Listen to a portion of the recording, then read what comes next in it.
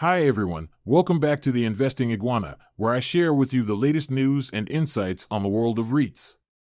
I'm your host, Iggy, and today we're going to talk about a very interesting topic, tweaking regulatory limits for S-REIT gearing seen as a double-edged sword. Sounds complicated, right? Don't worry, I'll break it down for you in a simple and fun way. But before we get into that, please remember to like this video, subscribe to my channel, and hit the bell icon to get notified of my new uploads. Alright, let's get started. So what is S-REIT gearing and why is it important? Well, S-REIT stands for Singapore Real Estate Investment Trust, which is a type of investment vehicle that owns and operates income-generating properties such as malls, offices, hotels, and warehouses. S-REITs are popular among investors because they offer stable dividends and capital appreciation. However, like any other business, S-REITs need money to buy and maintain their properties, and sometimes they borrow money from banks or issue bonds to do so. This is where gearing comes in.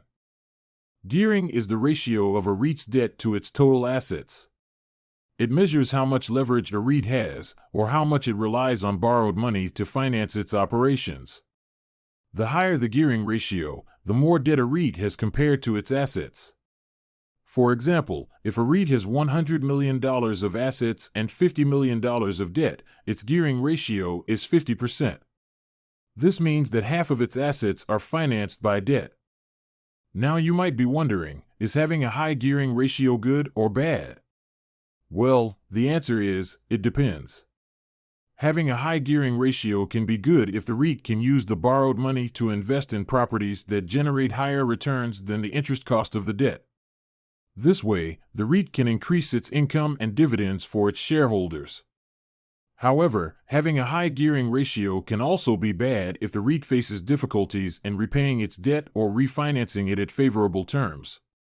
This can happen if the property market declines, the interest rates rise, or the REIT's cash flow drops. In this case, the REIT may have to sell some of its properties at a loss, cut its dividends, or even default on its debt obligations. This can hurt its share price and reputation. So as you can see, having a high gearing ratio is like wielding a double-edged sword. It can help you or harm you depending on how you use it. That's why there are regulatory limits on how much gearing a REIT can have in Singapore. According to the Monetary Authority of Singapore, MAS, which is the central bank and financial regulator of Singapore, S-REITs have a maximum allowable gearing limit of 45%. This means that their debt cannot exceed 45% of their assets. If they do, they have to reduce their debt or increase their assets within 6 months or face penalties. However, this limit was not always 45%.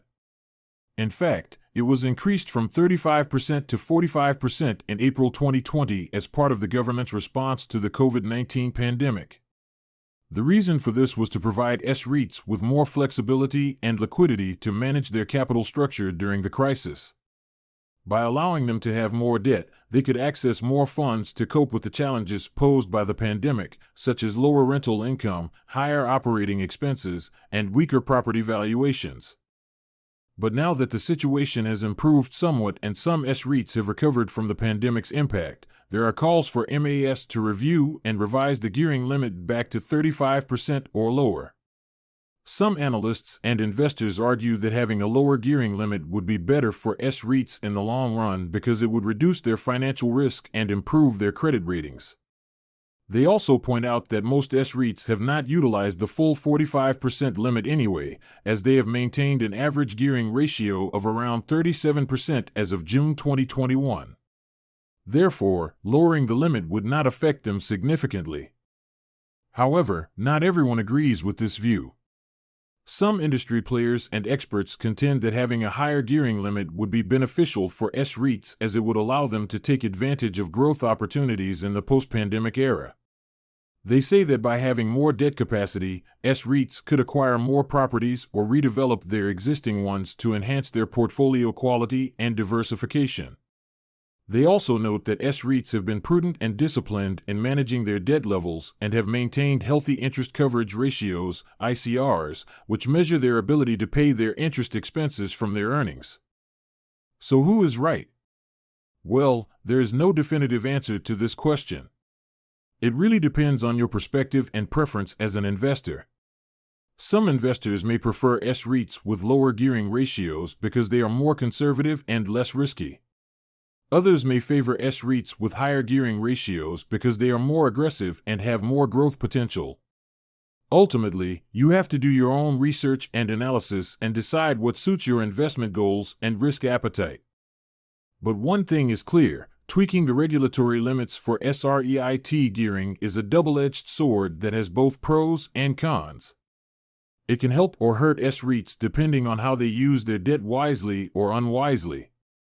And it can also affect their share prices and dividends positively or negatively. So as an investor, you have to be aware of the implications of any changes in the gearing limit and adjust your strategy accordingly. And that's it for today's video. I hope you learned something new and enjoyed watching it. If you did, please give it a thumbs up and leave a comment below. Let me know what you think about the gearing limit for S-REITs and whether you prefer lower or higher gearing ratios. And if you haven't already, please subscribe to my channel and hit the bell icon to get notified of my new uploads. I post new videos every week on various topics related to REITs and investing. Thank you for watching, and I'll see you in the next video. Bye.